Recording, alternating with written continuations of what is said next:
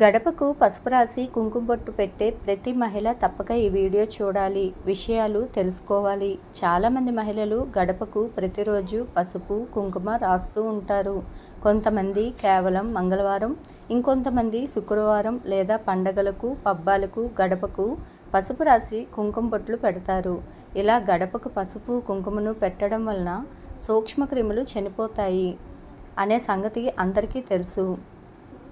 కానీ గడపకు పసుపు కుంకుమలు రాయడం వలన ఇంకా మనకు ఎన్నో తెలియని విషయాలు, ఉపయోగాలు ఉన్నాయి.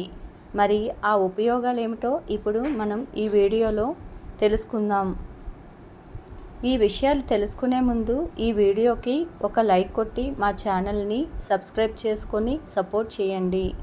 అలాగే ఈ వీడియోని ఎక్కడా స్కిప్ చేయకుండా పూర్తిగా చూడండి.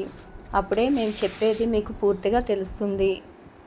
గడపకు పసుపు రాసి కుంకుమ బొట్టు పెట్టడం వలన లక్ష్మీదేవి ఇంట్లో కొలువై ఉంటుంది. గడపకు భక్తిగా పసుపు రాయడం అనేది ఒక ఆచారంగా వస్తుంది. పసుపు మన ఇంట్లోకి పాజిటివ్ ఎనర్జీని ఆకర్షిస్తుంది. ఇంట్లో ఎలాంటి వాస్తు దోషాలు ఉన్నా అన్నింటినీ కూడా నివారణ చేస్తుంది. గడపకు పసుపు, గుమ్మానికి తోరణం ఉంటే ఆ ఇల్లు ఎంతో కలకల్లాడుతూ ఉంటుంది. గడపకు పసుపు రాస్తే ఇంట్లోకి ఎప్పుడు అదృష్టం నడుచుకుంటూ వస్తుంది. గడపకు పసుపు రాసే సాంప్రదాయం పాటించే పిల్లలకు ఆలస్యం కాకుండా తొందరగా వివాహం జరుగుతుంది. సమయానికి వివాహం జరగడమే కాకుండా మంచి వరుడు వస్తాడు. మనసుని అర్థం చేసుకునేవాడు, ఎప్పుడు విడిపోనివాడు వస్తాడు. గడపకు పసుపు రాసి కుంకుమ బొట్టు పెట్టే గృహిణి యొక్క భర్త ఎప్పుడు కూడా కష్టపడడు.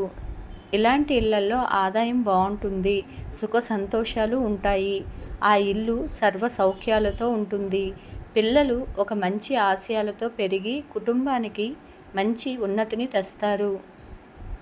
గడపకు పసుపు రాసి కుంకుమ బొట్లు పెట్టినట్లయితే తల్లులకు కూతురు లాంటి కోడళ్ళు, కొడుకు లాంటి అల్లుళ్ళు వస్తారు. గడపకు పసుపు రాసి కుంకుమ బొట్టు పెడితే లక్ష్మీప్రదం. గుమ్మానికి పసుపు రాయడం వలన మన ఇంట్లోకి వెళ్ళినప్పుడు లేదా బయటికి వచ్చినప్పుడు పసుపు మన కాళ్ళకు అంటుకుంటుంది. ఆ పసుపులోని యాంటీబయాటిక్ గుణం మనకి తెలియకుండానే మన కాళ్ళను శుద్ధి చేస్తుంది. ఆ కాళ్ళలోనే అనేక రకాల సూక్ష్మజీవులకు ఈ పసుపు దూరం చేస్తుంది. గడపకు పసుపు రాసే సాంప్రదాయం ఉన్న ఇళ్లలో పిల్లలు చెప్పిన మాట వింటారు, వృత్తిపదంలో నడుస్తూ ఉంటారు. ఇలాంటి ఇల్లు సర్వ సౌఖ్యాలతో స్వర్గతుల్యంగా ఉంటుంది. గుమ్మానికి పసుపు రాయడంతో పాటు మామిడి తోరణాలు కూడా కట్టడం వలన మనం వదిలే కార్బన్ డైఆక్సైడ్ను పీల్చుకొని ఆక్సిజన్ను వదులుతాయి. ఇలా హిందూ సాంప్రదాయంలో ఆరోగ్య సూత్రాలు ఎన్నో ఉన్నాయి.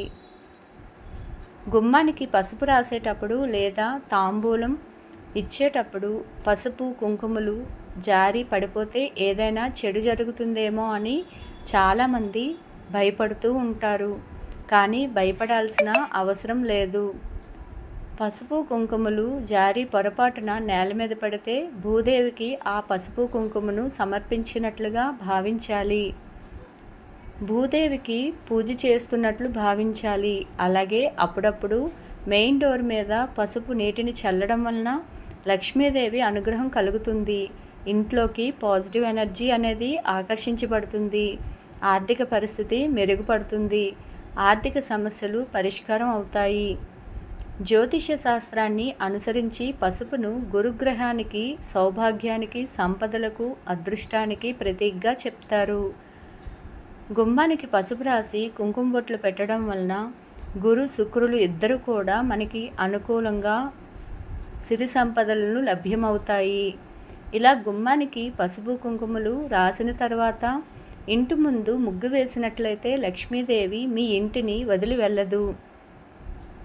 ముగ్గుల పుట్టుక గురించి ఒక పురాణ గాథ కూడా ఉంది.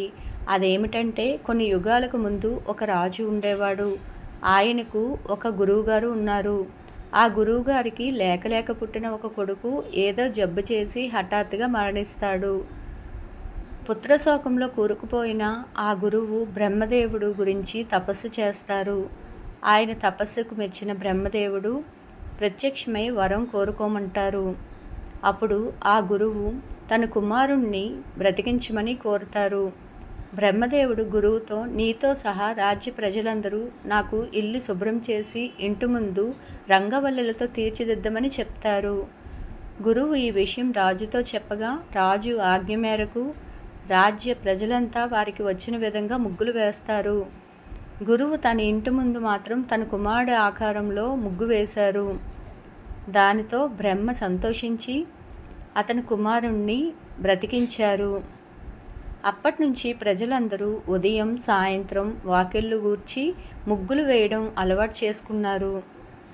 లక్ష్మీదేవిని ఆహ్వానిస్తూ ఇంటి ముందు ముగ్గు వేస్తూ ఉంటారు.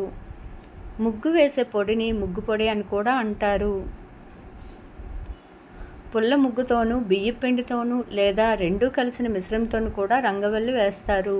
ముగ్గు వేస్తే దానికి రెండు వైపులా రెండేసి అడ్డగీతలు గీస్తే అక్కడ మంగళకరమైన కార్యం ఏదో జరుగుతోందని అర్థం. అలా ఆ గీతలు గీయకపోతే దుష్టశక్తులు ఇంట్లోకి ప్రవేశిస్తాయని, లక్ష్మీదేవి ఆ ఇంటి నుంచి బయటికి వెళ్ళిపోతుందని పెద్దలు చెప్తూ ఉంటారు. కొందరు రోజు ముగ్గులు వేయలేక పెయింట్ వేసేస్తూ ఉంటారు. కానీ దాన్ని ముగ్గుగా శాస్త్రం అంగీకరించదు. ఏ రోజుకి ఆ రోజు బియ్యపు పిండితో ముగ్గును పెట్టాలి. అప్పుడే అది ముగ్గు అవుతుంది. లక్ష్మీదేవిని ఇంట్లోకి ఆకర్షిస్తుంది. ముగ్గులు ఒకప్పుడు సూచికలుగా పనిచేసేది. అప్పటి రోజుల్లో సాధువులు, సన్యాసులు, బ్రహ్మచారులు ఇల్లు తిరిగి భిక్షం అడిగేవారు. ఎవరి ఇంటి ముందు అయినా ముగ్గు లేదంటే ఆ ఇంటికి వెళ్ళేవారు కాదు. వారే కాదు, అడుక్కునేవారు కూడా ముగ్గులేని ఇళ్లకు వెళ్ళి అడుక్కునేవారు కాదు. ముగ్గు లేదంటే అక్కడ అశుభం జరిగిందని గుర్తు. అందుకే మరణించిన వారికి శ్రాద్ధకర్మలు చేసే రోజున ఉదయం ఇంటి ముందు ముగ్గును వేయరు. కర్మ పూర్తయిపోయిన వెంటనే అది మధ్యాహ్నం అయినా సరే ముగ్గును వేస్తారు. వారు ఆరోగ్యాలతో సిరి సంపదలతో వర్ధిల్లుతారు. గుమ్మంను వరలక్ష్మి అనే అంటారు. లక్ష్మీ అమ్మవారితో సమానం. అందుకనే గుమ్మంను తొక్కవద్దు, గుమ్మంపై కూర్చోకూడదని పెద్దలు చెప్తూ ఉంటారు. ప్రతిరోజు పద్ధతిగా గుమ్మం అలంకరించుకున్న ఇల్లు లక్ష్మీదేవి అనుగ్రహం పొంది సిరి సంపదలతో వర్ధిల్లుతుంది. పసుపు గుమ్మానికి రాసే సాంప్రదాయం మనకు పల్లెటూర్లలో ఎక్కువగా కనిపిస్తూ ఉంటుంది. పట్టణాల్లో అపార్ట్మెంట్లలో ప్రధాన గుమ్మానికి ఇతర గదులకు గుమ్మాలే సరిగా కనిపెడవు. ఆఖరికి గదులు కూడా చాలా ఇరుకుగా కట్టుకునే పరిస్థితి ఏర్పడింది. అసలే గదులు ఇరుకు, పైగా వాటికి గుమ్మాలు కూడా ఎందుకు దండగా అనే పరిస్థితి వచ్చేసింది. కానీ కనీసం ప్రవేశ ద్వారానికైనా గుమ్మాలు ఖచ్చితంగా ఉండాలి.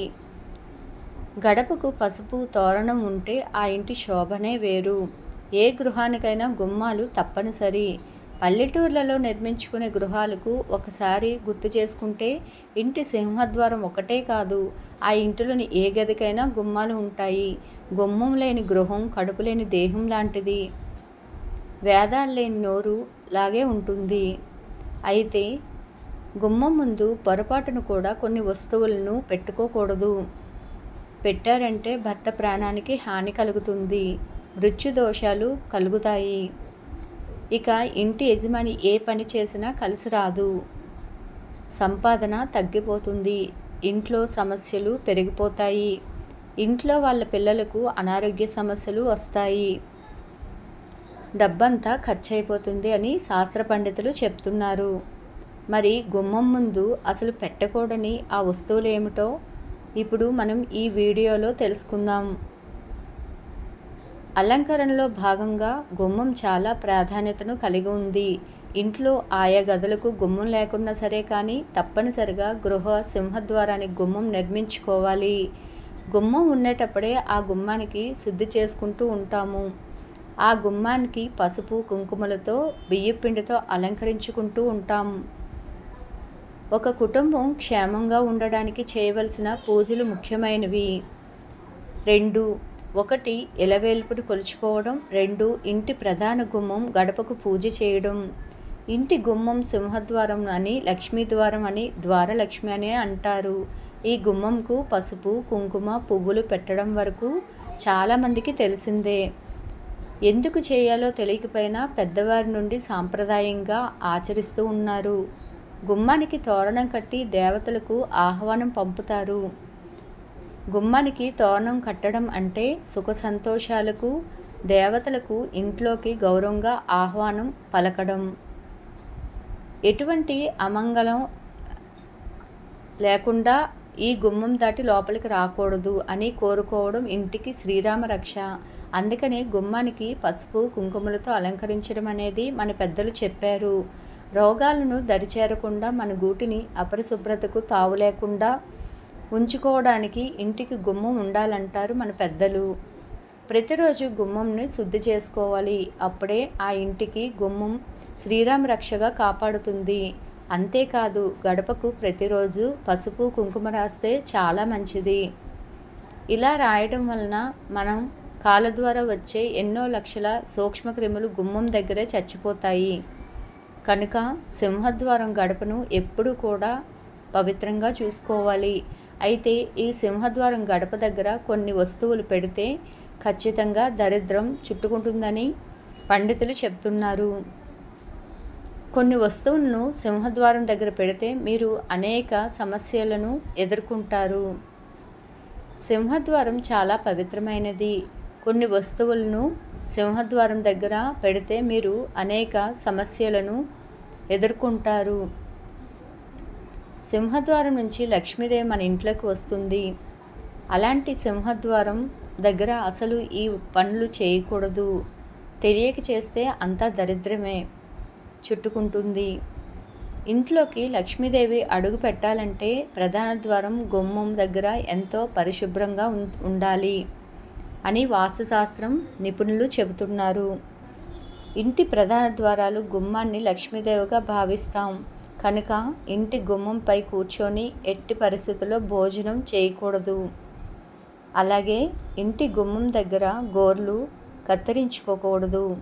చాలామంది గుమ్మం మీద కూర్చొని పూలమాలలు కడుతూ ఉంటారు, తల దువ్వుకుంటూ ఉంటారు. కానీ పొరపాటున కూడా గుమ్మం మీద కూర్చొని ఇలాంటి పనులు అస్సలు చేయకూడదు.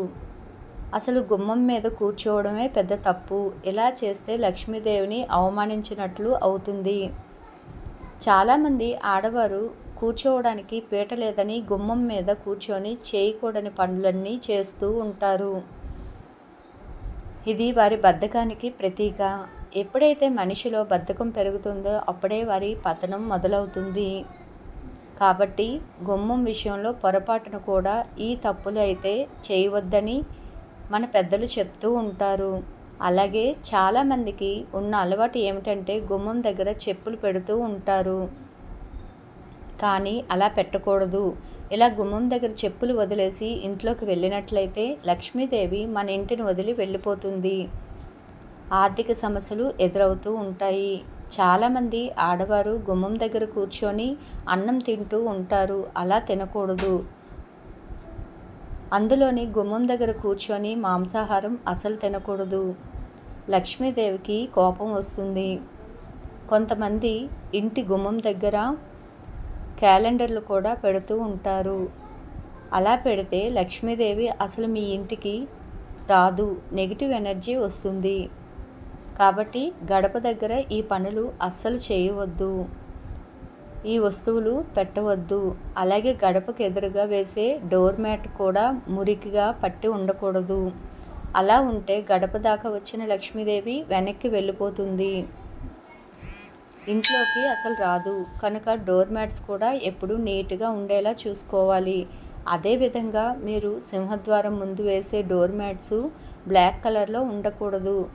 రెడ్ అండ్ గ్రీన్ కలర్లో ఉంటే చాలా మంచిది. అదేవిధంగా సింహద్వారం పక్కన కానీ దగ్గరలో కానీ ఇంట్లో చెత్త వేసే డస్ట్బిన్ లాంటివి అస్సలు ఉంచకూడదు. చీపురు కూడా గుమ్మం దగ్గర పెట్టకూడదు. కొంతమంది ఆడవారు గుమ్మంపై తలపెట్టి నిద్రిస్తూ ఉంటారు. అలా చేస్తే ఇంటి యజమానికి గండం అని శాస్త్రాల్లో ఉంది.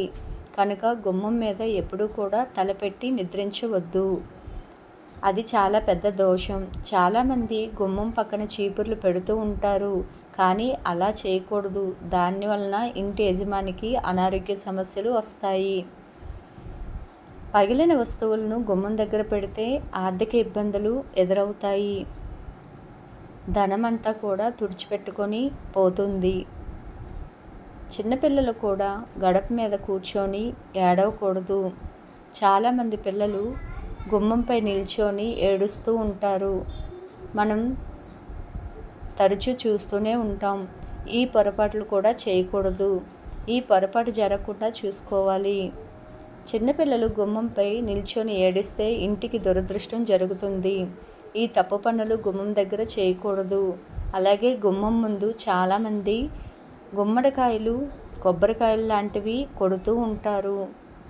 కానీ అది కుళ్ళిపోయిన వాటిని తీయకుండా అలానే వదిలేస్తారు.